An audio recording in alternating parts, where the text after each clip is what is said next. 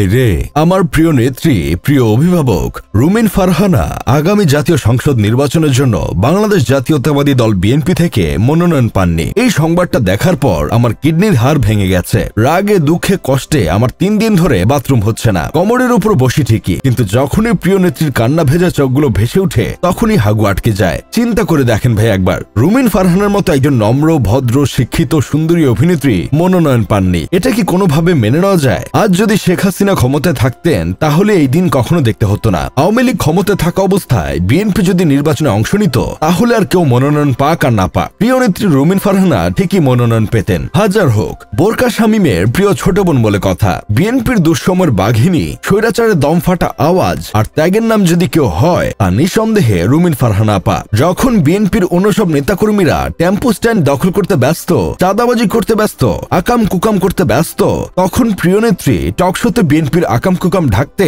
গলা ফাটিয়ে একের পর এক হাসা মিশা কথা বলেছেন। রুমিন ফারহানার মতো এমন সাহসী আপাকে মনোনয়ন না দেওয়া মানে বিরিয়ানি রান্না করে মাংস না দেওয়া। বিএনপি আসলে ইতিহাসে সবচেয়ে বড় অবিচারটা করে ফেলেছে আপাকে মনোনয়ন না দিয়ে। আমি এই সিদ্ধান্তের তীব্র প্রতিবাদ ও নিন্দা জানাচ্ছি। একই সাথে আগামী দিনে দেশ গড়ার নায়ক তারেক রহমান ভাইয়ের কাছে বিনীত অনুরোধ জানাচ্ছি, বিষয়টি বিশেষভাবে বিবেচনা করুন। এই জাতি স্বৈরাচার মুক্ত ভবিষ্যৎ, ন্যায়ভিত্তিক সমাজ গঠনের জন্য রুমিন ফারহানা আপার মতো সাহসী, মেধাবী, নীতিবান অভিনেত্রীর আজ সবচেয়ে বেশি প্রয়োজন।